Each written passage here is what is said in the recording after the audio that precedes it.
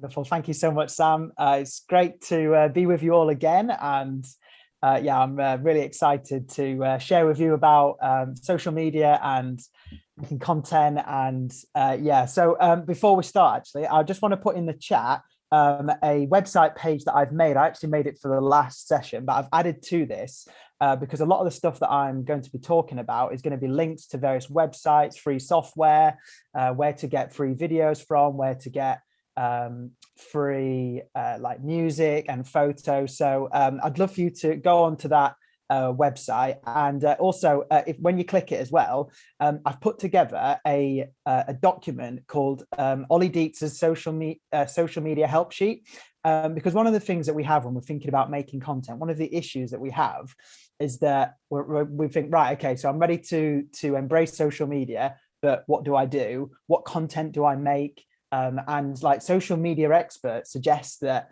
particularly like for Instagram, that you're meant to be making content every single day. It's like, flipping heck, that is a lot of content to be making. So I've put together this sheet that's got loads of ideas on that can just help you to kind of spark a bit of inspiration, that can give you an idea, so that you're not got that stress of thinking of content that I'm going to make. So I'd love for you to click on that website link to download the PDF. I will be making reference to it. You can also download my PowerPoint slides on there as well. And like part of this session, you might find it quite overwhelming, just because there's so much to talk about when it comes to making content on social media and having a plan, goals, all that type of stuff. And so I want to speak into that straight away and just say that one of the key things for you to do on social media is to just focus on one or maybe two platforms.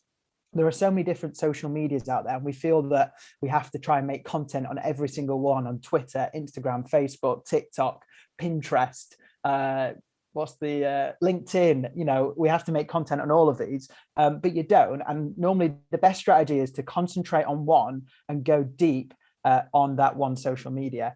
So I am going to be talking like in general around social media, but I guess like for now you might feel overwhelmed. That's okay, and hopefully you'll get some stuff from this. You'll get some tips and some tactics to help up your game on social media. So I am just going to share with you all my PowerPoint now. I'd love for you to make sure that you are writing stuff in the chat, any questions. Unfortunately, for some reason, when I show my PowerPoint, I can't actually see. Can you guys see my PowerPoint full screen now, by the way? You can, yes, thank you. I can't see the chat function for some it's because I don't have two monitors. AJ, who's the tech guy, he's got about 5 monitors, and unfortunately I don't. I'm actually just in my dining room on my table. There's a window behind me, which is not great for light. Maybe I should shut the curtain in a bit. But yeah, so I can't see the chat, but I'd love for you to, if you've got any questions or anything that you wanted to add, or maybe some insights that you might have, love for you to write them in the chat, just because it's going to help spark conversation, help ideas, because that's kind of what social media, is all about, thinking of ideas, and we can learn from each other. So I'd love for you to do that. Okay, so actually, to get started, I've got a little quiz for you that I'd love AJ to share. And it's just a quiz just to kind of introduce social media. So you can see it's now just come on the screen. I'd love for you to have a go at answering some of these questions. So the first question is, how many people are on social media? I'd love for you to click on, if you think it's, is it 800 million, 1.1 billion, 2 billion, 3.8 billion? Have a go. Great, wonderful. I can see answers are coming in. So the second question, what is the most popular social media platform? Oh, this is really interesting. Question 3, how long does the average person spend on social media per day? And that was in 2019. That's great. I can see you all putting in your answers.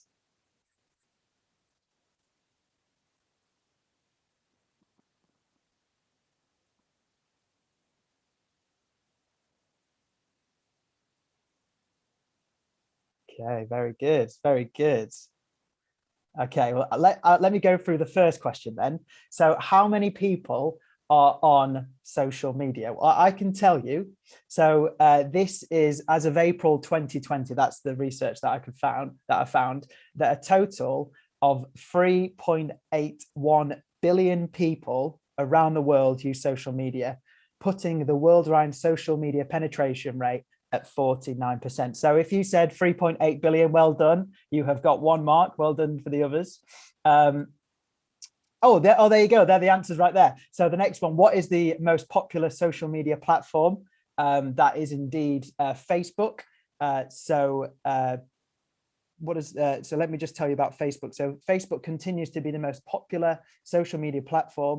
It has 2.6 billion monthly active users as of 2020.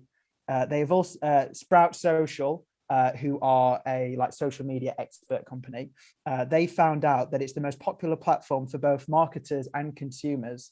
89% of marketers surveyed use the platform, while 83% of consumers surveyed used it. Sorry, I just realized my sentence that I've written down doesn't really make much sense. Anyway, a lot of people use Facebook is the short answer there. And question 3, how long does the average person spend on social media per day? And yes, it is 1 hour and 15 minutes. I thought I'd try and some people 3 hours. I can see that 8 people put 3 hours. It's still a long time if you think about it, and this is an average. And this was in 2019 as well. And they reckon some marketers predict that with COVID and that around from 2020, they reckon it'll be about an increase by 8.8%. I actually think it might be more than that. But yeah, and 1 hour and 15 minutes, I think I've got there, is the time that people spend online. And maybe you could even reflect on, if you are on social media, how much time do you spend on it? And this is going to help kind of just to start us to think about why we should be engaging with social media. And I did talk about the why last time, but I wanted to kind of share that more with you. Great, wonderful, cool. So I'm just going to close or AJ, you can close the poll now. Great, wonderful. So Sam gave a lovely introduction, and I guess some of you here might be thinking, what are my credentials? And I very much consider myself as a learner and a self-taught person. And this was my first ever post on Instagram. I did used to live in Scotland, where my parents live now. I'm actually from Sheffield, from the north, but my parents moved to Scotland, which was an absolute pain. But where they live is lovely. It's really nice. Great place, Scotland. And I used to work at a bungee jump at the weekend, and I took a picture. Oh, well, I didn't take the picture. Someone on the team took a picture. And that was my first day at work doing a bungee jump. And you can see I posted this on the 26th of November in 2011. Instagram actually started in 2010. So I have been around that particular platform for quite a while with my own personal use, and I used to use Facebook a lot as well. And now I lead Camberley Youth for Christ, and this is our Instagram, just a screenshot of the Instagram account.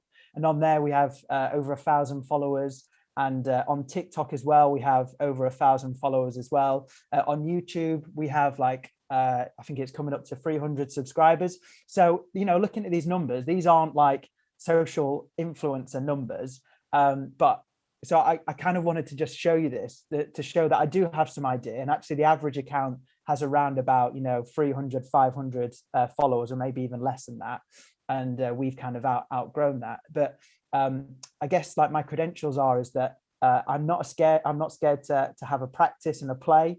And I was a guest speaker at a national youth work conference. And the reason for that is because they saw the stuff that I was doing, that I was trying to do stuff that is trying to bring value to young people, and trying to do things a little bit different to what normally happens on social media when it comes to a youth work account or a church account.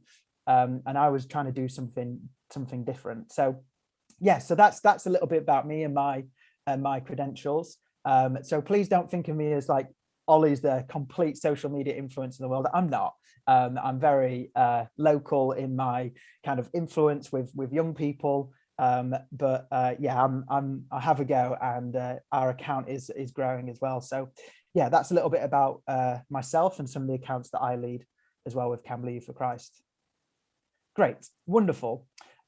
So this is a statement that we think about when it comes to thinking about creating content, and the idea that actually good communication is simple. However, there's also this statement as well: good communication is extremely difficult. Both of these statements are as valid as each other, though they may seem to contradict each other.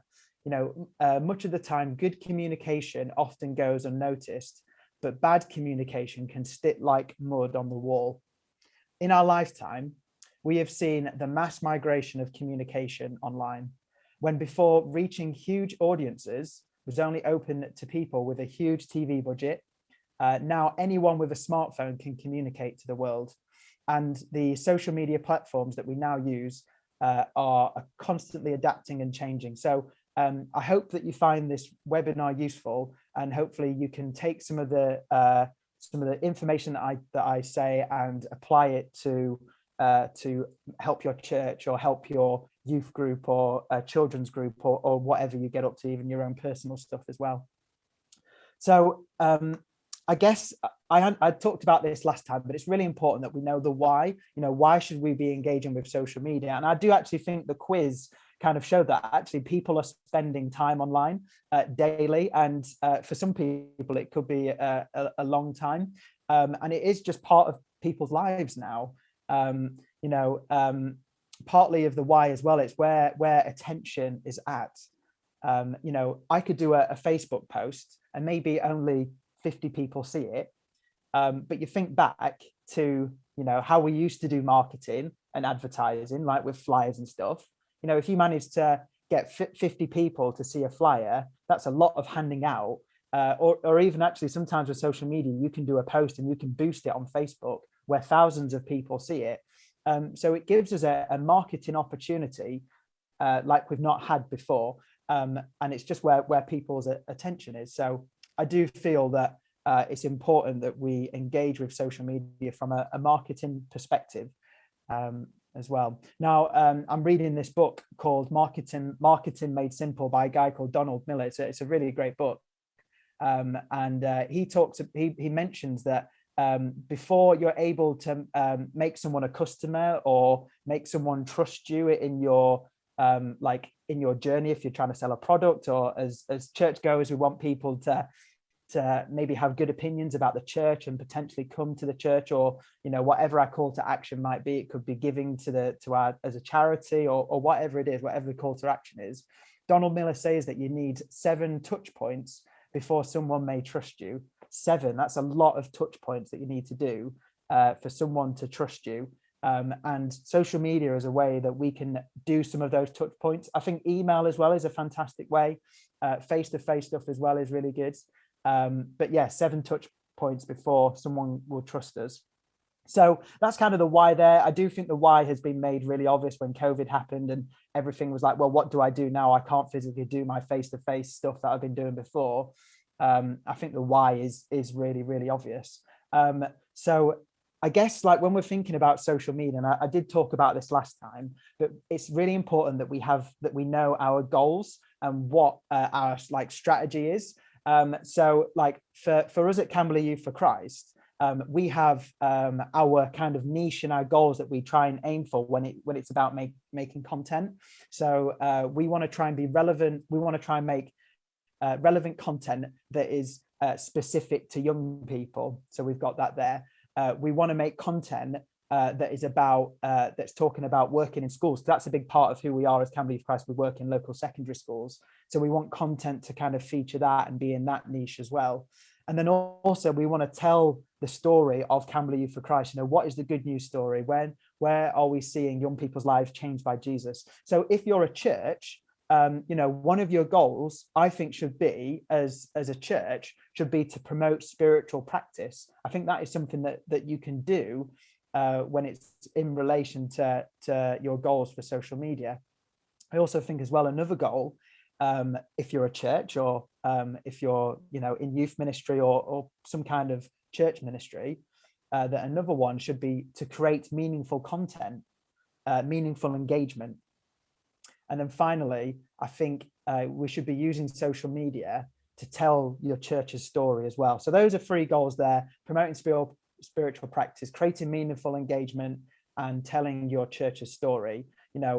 it's really important that you think about, what are my goals for social media? Why should I be using this? Why should I be spending time making content?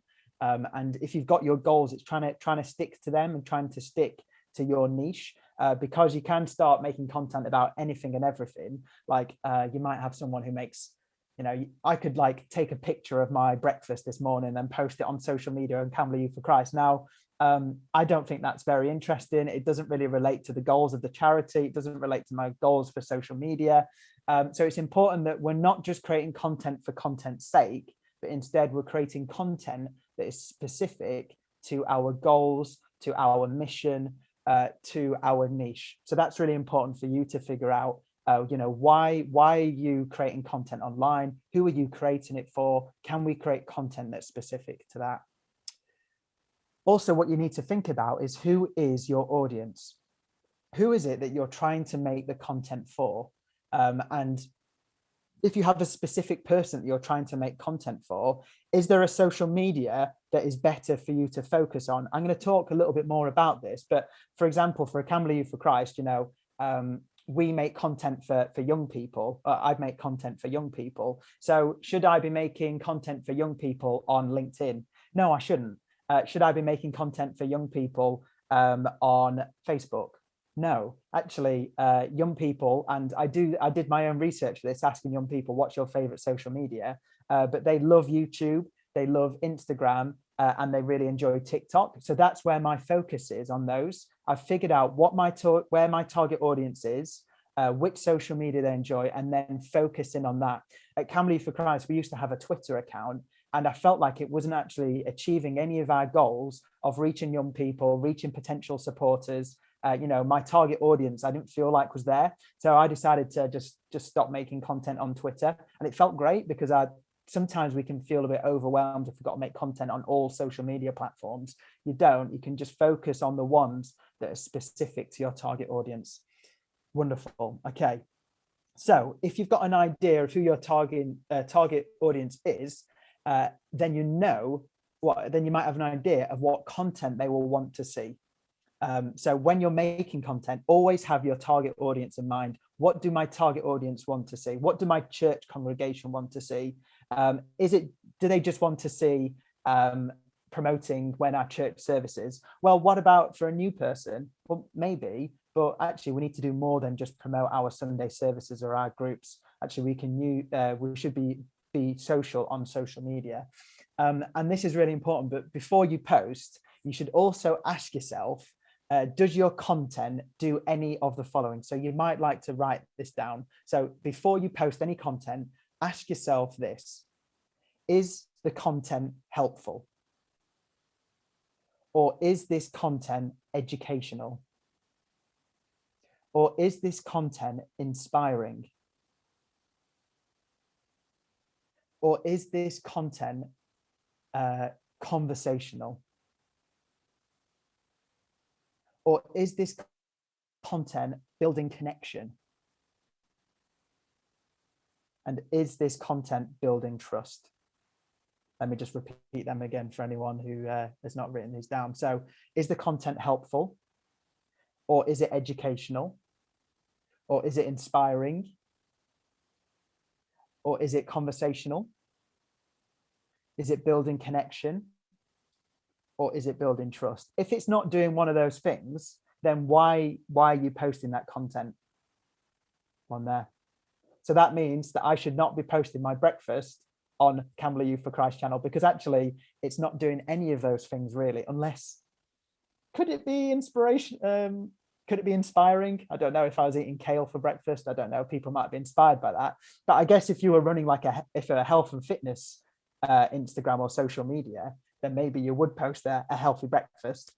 Anyway, I'm kind of contradicting myself here, but yeah, always be target audience focused. Think about these things. Is it helpful? Is it educational? Is it motivational, conversational? These types of things. That's your focus for what your content should be. And don't just post content for content's sake. Okay, so I have got a video clip to show you, because one of my top tips when it comes to social media is that if you're able to do one of those things, that actually you're providing value. Giving value on social media is what the best social media accounts do. They give rather than ask. You know, the giving could be, you know, doing stuff that is helpful. When we do something helpful, then people feel they have like good kind of vibes about the social media account. So then that may encourage them to follow, you know, drop a friend request or whatever it is, depending on what social media you're on. So, you know, doing content that's helpful and being nice on social media is a good thing. There's something called the law of reciprocity, which basically is when is basically, the law of reciprocity is basically when someone does something nice to you, you will have a deep-rooted psychological urge to do something nice in return. Okay, the more you do this on social media, so part as well of social media is you don't just post and that's it. Actually, social media is meant to be social, so engaging with other people, asking questions, being really nice is a good way of getting people to follow you and take notice of your account. A very quick example of this, one of my young people had their birthday and it popped up on my social media. So I wrote a little message saying, happy birthday, I hope you have a great day. These things are great. And it's just nice ways of spreading love, spreading kindness. And it means that if it's come from your church account, then people are gonna think, wow, this account's so nice. They're sending me a happy birthday message. That's lovely. So I just wanted to kind of go through the big 5 on social media, very briefly, and have a little look at their missions as well. So we've got Facebook here. As mentioned, Facebook is the biggest. Let me just read this out for you. Facebook is currently the largest social media site in the world, 2.6 billion monthly active users worldwide, and 44.84 million in the UK as of 2020. Users can share texts, text posts, links, images, and videos with their Facebook friends and engage with brands, content on business pages and church pages as well. Females between the ages of 25 to 34 make up the largest single group of Facebook users in the United Kingdom as of June 2020. And this is Facebook's mission statement right here. So it's quite a simple one, kind of the key things about building community. It's good to know what the social media platform is about because that can also help drive content as well. So we've got Facebook there. Instagram. So Facebook bought Instagram, and Instagram is one of the fastest growing social networking platforms with 1 billion active users worldwide. While it was mostly app-based, users can also access their feed through the website version. Instagram is a highly visual platform where users share videos and images. There are 27.25 million Instagram users in the UK as of September 2020, with 30.5% of those users being between 25 and 34 years of age. And this is their mission statement. Again, very similar, bringing people close, bringing joy, that type of thing. Okay, so that is Instagram. And then we've got Twitter. So Twitter's in this big 5. Twitter, it's a platform that lets users stay on top of trending topics and engage in relevant conversation. In 2019, the platform had over 330 million monthly active users worldwide and is 5.25 million in the UK. 63% of Twitter users are between the ages of 35 and 65, with males making up nearly 2/3 of those people, right there. And Twitter's mission statement: give everyone the power to create and share ideas and information instantly without barriers. They talk about their business as well, and not detract a free and global conversation. So very much some of the key words kind of out there: conversation, global, kind of for more wider reaching than maybe Facebook and Instagram, where it's more about building individual communities. So next is YouTube. That's very bright red, that screen. I can see it's actually glowing, making my face glow. So YouTube is the largest video sharing social media site in the world, with 2 billion active users worldwide and 37.1 million in the UK. it lets users upload videos on the platform, view videos from other users, and interact with them. YouTube is the most active social network among internet users in the UK, with 78% of people reporting use of the service, followed by Facebook with a rate of 73%. During the third quarter of 2019, it also had the highest reach among users aged 15 to 25, with over 80% of this demographic using this network. And YouTube's mission statement is as follows: to give everyone a voice and to show them the world. We believe that everyone deserves to have a voice, and that the world is a better place when we listen, share, and build community through our stories. So YouTube is very much video focused. And then finally, we've got TikTok, which is fairly new to the game. It was also known as Musical.ly, but TikTok is a short form video sharing app that allows users to create and share relatable and fun 15 to 30-second videos, often of entertaining and humorous nature. It's the 7th most active social media app in the world, with 800 million active users worldwide and over 3.7 million in the UK, where 26% are aged 18 to 24, which I actually thought was younger. You can engage with young people on TikTok by doing a challenge that's trending or starting your own and doing silly dances as well. So this is TikTok's mission statement, and they say, that we are the leading destination for short form mobile video. Our mission: inspire creativity and bring joy as well. So just kind of getting a snapshot of those social medias. I'm sure that some of you are thinking, okay, my target audience in mind, my goals, which social media do you think I should be focused on? Which one should I be going for? Now, in the last session, I did share this table here that just kind of gives a bit of a snapshot of what I've just said there. At the bottom of each column, I've written the recommended amount of content you should be creating for each one. And a lot of this is like, wow, that's a lot of content I need to make. And but the point is that, if you're serious about wanting to up your game on social media, then you need to start posting consistently, because people just aren't going to know you. And the platforms are becoming much more saturated with more people on them, with COVID-19 and when that happened, it's still happening. A lot of people went online, so more users, more content. And if we're just posting once a month, then actually it's not going to go very far. So this is kind of like the recommended amount. And you know what, even if, could you just push yourself, if you're concentrating on one, just once a week, and then build it up from that. This is what's recommended for, like, if you really, really are serious about this is the amount of content you should be creating. Okay, wonderful. So what we're going to do now is I would love for you to go into some breakout rooms. You're going to be put into a breakout room by AJ.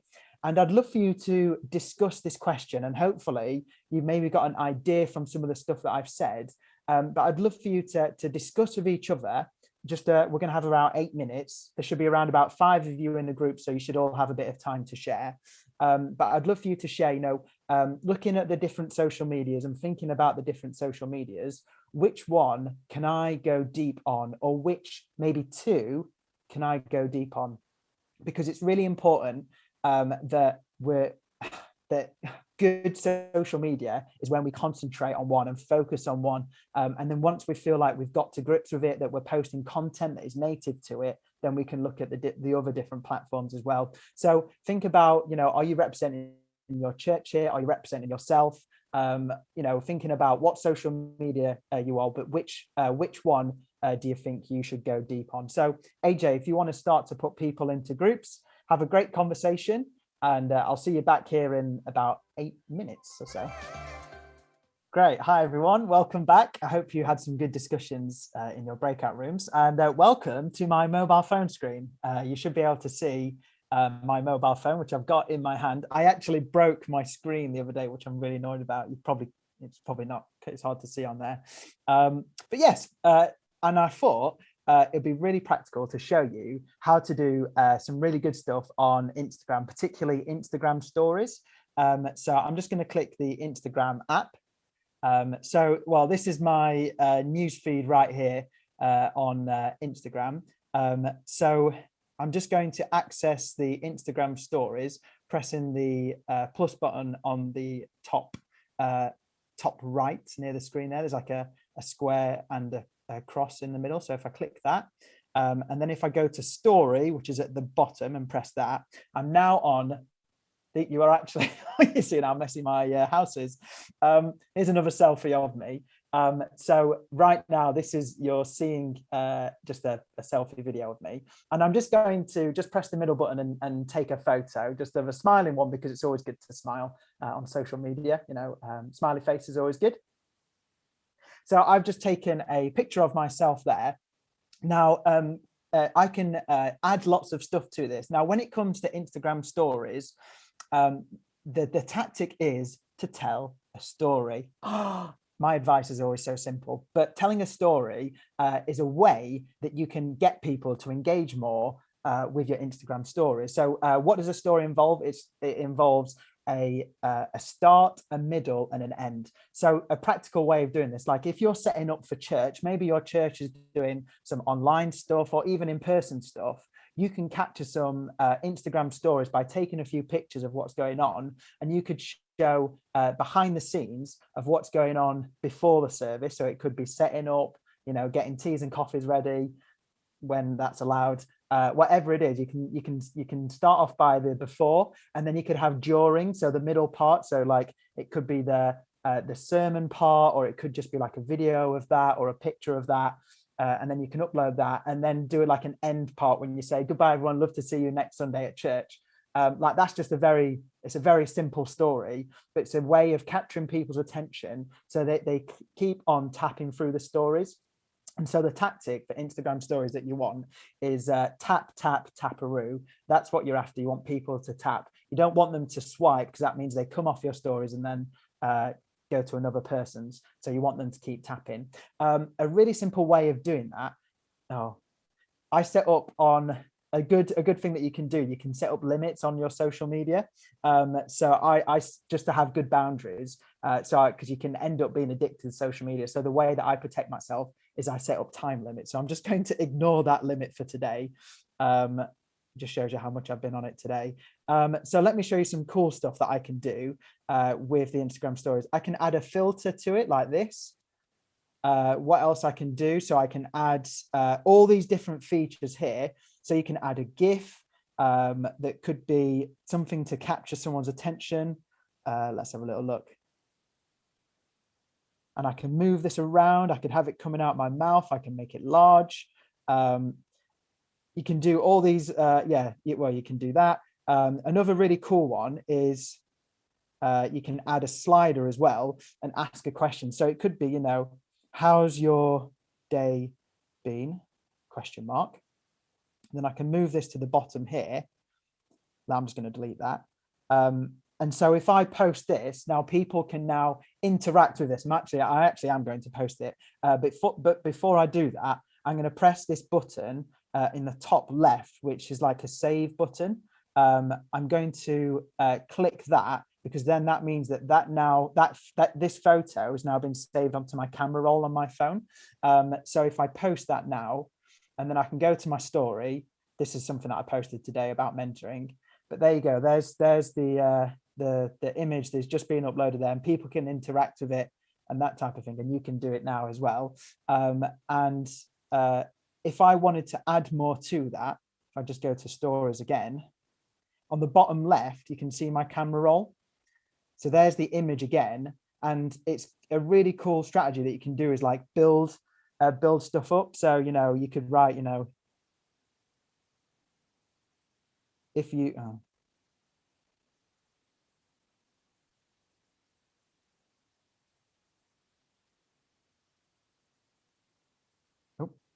we'd love to pray for you.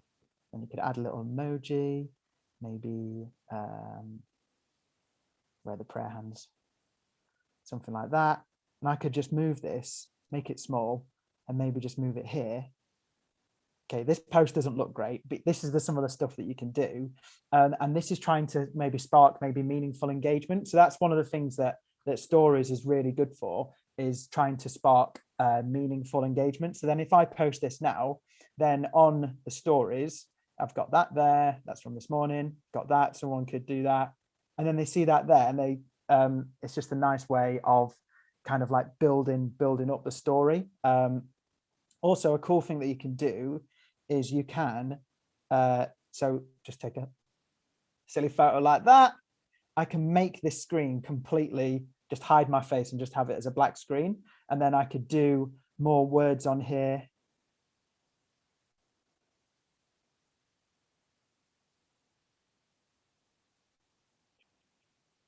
This webinar.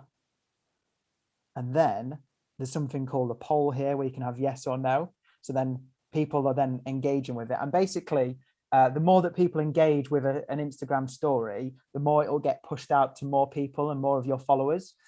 So you want it to be interactive. You want it to be engaging. You can add GIFs. You can add all these different things on the top here. So it's good to do that. But I guess the strategy is that you want to get people to keep on tapping through. So like building it up and telling a story is a really good thing to do. And when it comes to Instagram stories, these are on there for 24 hours. It was kind of like this kind of happened because of Snapchat, and then Instagram were like, oh, we like Snapchat, let's copy it and do the same features that they do. So there you go. So you can go on the Camera Youth Cast profile and you can see the story on there when it comes to that. But yeah, it's really important to tell a story. Wonderful. Okay, I'm just going to stop sharing this screen now and just go back to my PowerPoint. So I need to do that on my phone. Okay, let me just share with you my PowerPoint again. Okay, yeah, I've got this slide here that talks about content is king, and it really is when it comes to social media. Okay, so let's quickly just think about images, because having good images is really, really important on social media. And I have found this really great website where you can download high quality photos completely for free. It's so good. It's called Unsplash. This is what it looks like. I've got it on that web page that I sent you in the chat. I've got this linked on there as well, unsplash.com, and you can search for like anything really that you want a photo for, a high quality photo for. So I searched for the Bible, and I was given all these different images here that look really, really nice. This is just a screenshot video that I've done. And yeah, these images, a lot of them, you just need to check them, but normally you can download them completely for free, and you can then add them onto your social media. So this is a great place for you to get content. So you can see here that I've liked this one here. You just press the download button, and then normally it says, can you like give a shout out to the person who did this social media? So it's good to kind of credit people where their photos are, but you don't always have to do that. You just need to just read them. But Unsplash is a great place for you to do better imagery. Now, when we're thinking about photos online, I actually think it's better to use your own photo. So if you're a church, it's one of the things I'd highly recommend is to get consent from your congregation to take pictures of them at church, because people connect with people. It's good to have photos that actually represent who the brand is, who you are.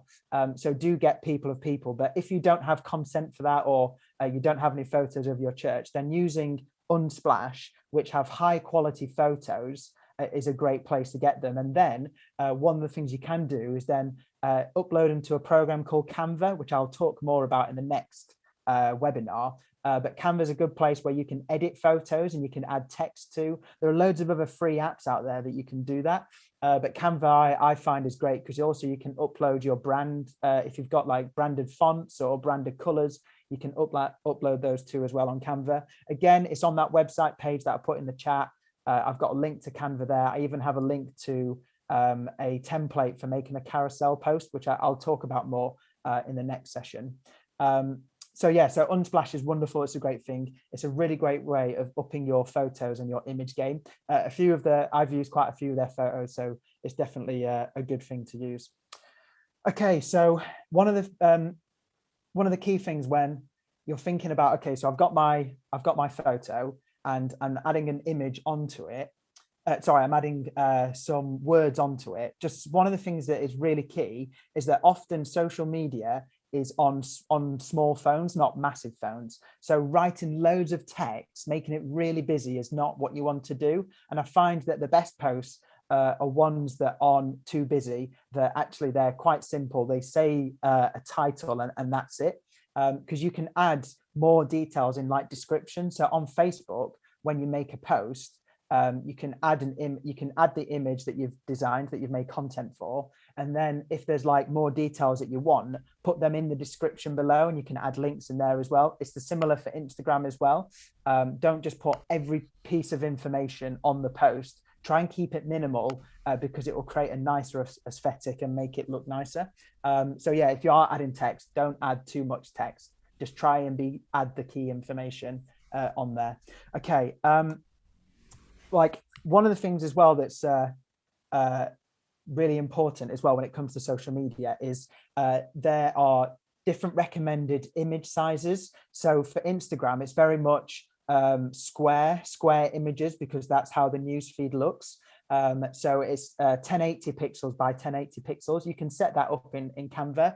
On Facebook, it's a little bit different. I believe it's like 3x4. So it's best to do image sizes that are most optimal for that social media. And on the page that I've put in the chat, on there, I've got a website link from Sprout Social that keep this page up to date and tell you the best image size for each social media. So rather than me just telling you every single one, go onto that website page and you can find the exact pixels to optimize your image on the social media platform. Okay, so I'd highly recommend you to do that. Wonderful. Okay, so let's think about better video. So we've talked a bit about images, a few of the practical things in there. Let's think about like video. And I know AJ's done some video webinars with you guys. So hopefully I'm not repeating too much of some of the stuff that he said. But when I first started out, one of the best things that I think I ever did was I had a friend and I collaborated with a friend to make videos, and he encouraged me to let's just start recording. Because at first I was like, first of all, we don't have enough time. We need to have the best camera. We need to have audio equipment, lighting. We need all this stuff. But actually, you can start making videos with your smartphone if you've got a smartphone. They're normally you can record it like at HD. So, you know, my first advice is, you know, start using the tools that you have already and then trying to build it and up your game each time. That's exactly how I started out.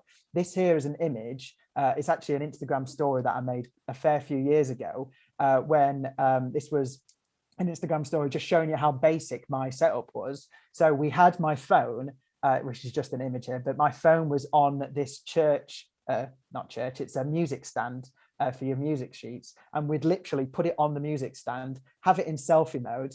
And then my friend and my youth worker friend, we would just start making videos like that. Really basic, really simple. The quality was not amazing, but actually it was starting what was the good thing for us. And then we built on it every time. One of the things, we had it on selfie mode. Then we realized that actually, if we flip the camera over, it's actually a higher quality camera. So we don't film on selfie anymore. We did that. That was the next stage. So it's just trying to build it up like that. So one of the things to say as well, that when it comes to making videos, is trying to make videos that are specific times to specific social media. So I've mentioned before, like TikTok is like 15 seconds to 30. Oh no, sorry, it's 15 seconds to actually a minute videos. Actually, it might be a little bit shorter than that. And so if you've only got a short amount of time, you need to capture people's attention straight away. Like often when they talk about when you make videos, you need to hook people in straight away. So the start of your video could be 5 ways that I'm going to five ways to boost your faith this Christmas. You know, instantly I'm interested. Oh, 5 ways that my faith can grow at Christmas. You've got my attention. So it's important to try and hook people in straight away. You know, if you don't have people's attention in the first like 8 seconds, then you're going to most likely lose them. The first few seconds are really, really important. So starting off with the value that you're going to provide in a video is really good, because that's how you hook people's attention in there. So when you're doing the videos as well, I've got the same again. I've got a link on the website page, which talks about the best sizes for videos on different social media platforms. So like Instagram, again, it's kind of square, but it's 1080 by 1350 is the optimal size for making videos. On YouTube, it's very much in a landscape rather than portrait. There are different sizes for different social medias. Again, instead of me just telling you all of them, go onto that website page. They keep it up to date. They'll tell you the best optimum size and the best pixel rate, the best pixels for the videos and making the content on there. Wonderful. So some other things as well, when you're making videos on YouTube, which would be a much longer format video, they don't just happen. Like when you're really up in your game, you actually need to think about writing a script for your video, and then that is a really simple way of kind of upping your game, because then it's going to have more of a focus and more of an aim. It's going to be more concise and a bit shorter, and it's a good way of not repeating yourself. So writing out a script is a really good thing if you're making videos. Another thing is just you can up your equipment then. So maybe buying a tripod. You can get some really cheap tripods to hold your phone or hold your camera or whatever you're using. Again, I've got linked to tripods on the website page for you to buy. That's really good because then it will stabilize the footage. Another thing as well is editing your videos as well, because when I first started, my friend and I, we didn't edit any of our videos, but the way to up it next is like, okay, we should really start editing this video so it's capturing more attention. It's keeping people's attention.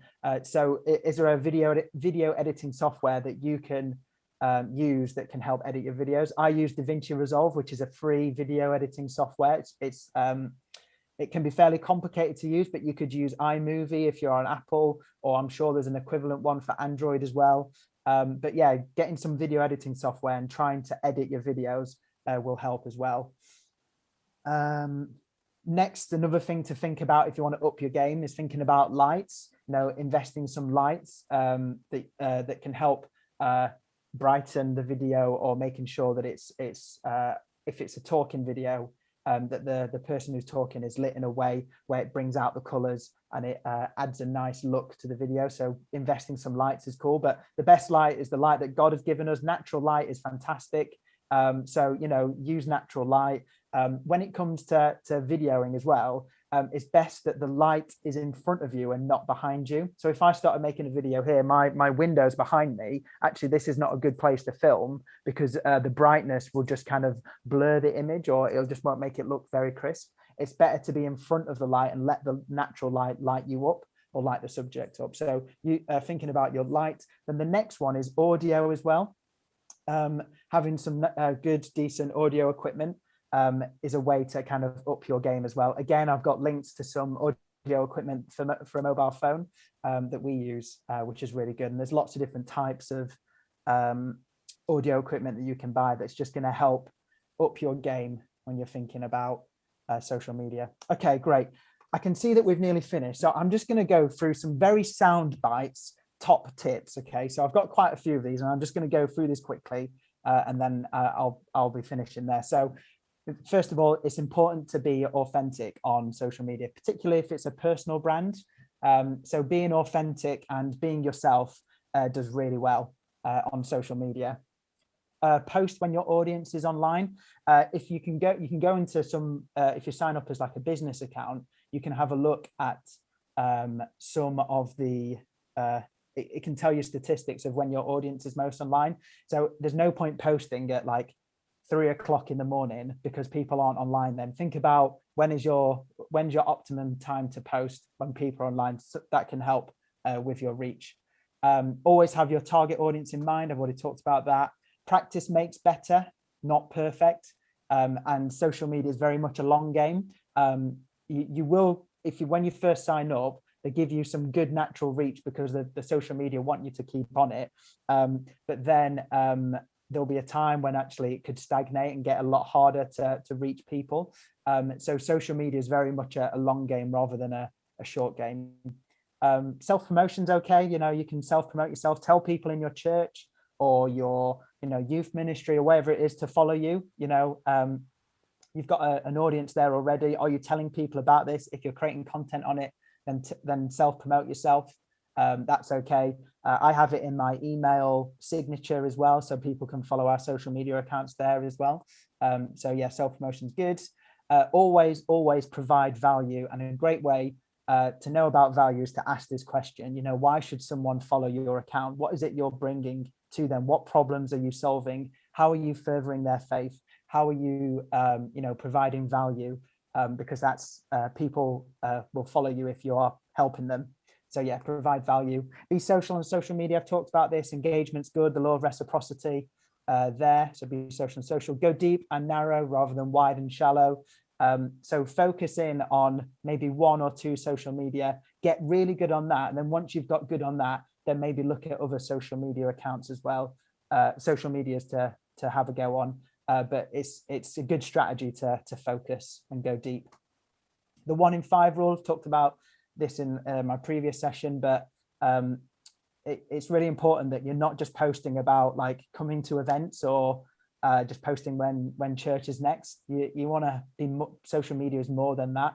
It's more than just a place where you just say come to an event, but actually you should be doing more than that. So my rule is that only 1 out of 5 posts should be a call to action, should be about coming to an event, volunteer, donate.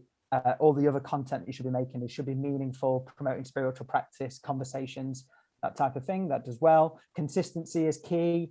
I've talked about this, but not just posting once a month, but trying to post weekly if you can, and then trying to maintain that as well, not just posting and then ghosting, but being consistent.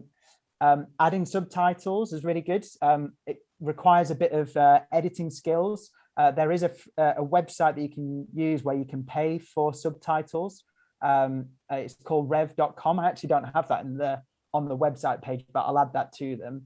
And you can pay, I'm not entirely sure how much it costs, but rev.com can produce all your subtitles, and then you'll need to add them onto your video, or you can do it manually. But yeah, add subtitles, especially to Facebook and Instagram, because when you're on there, they are on mute. Post native content as well. So you're posting content which is specific to that platform, which does well on that platform. So that's really, really important as well. And finally, think mobile. A lot of social media is consumed on mobile.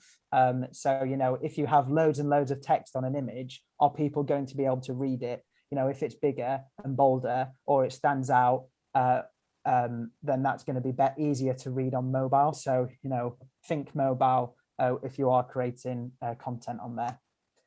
And then finally, it's really important is to know your safeguarding rules as well. So, what are your safeguarding rules in your church, in the youth ministry or the children's work? You need to make sure that that's set up and it's in place. And like I have a rule that I don't, any of the accounts for Camberley Youth for Christ, the stuff isn't done. It's done transparently. So we have multiple people on the account. It isn't just me. So in case we have a safeguarding issue comes up, I've got my other safeguarding officer and a trustee on the account just so they can be aware. So I'm not like messaging young people on my own, which isn't a good practice. So yeah, making sure that you're safeguarding some good practice. I've got links on there on the website again, more focused on young people, youth work. But yeah, it's really, really good to have a look at. Wonderful. And I can see that is 8:40.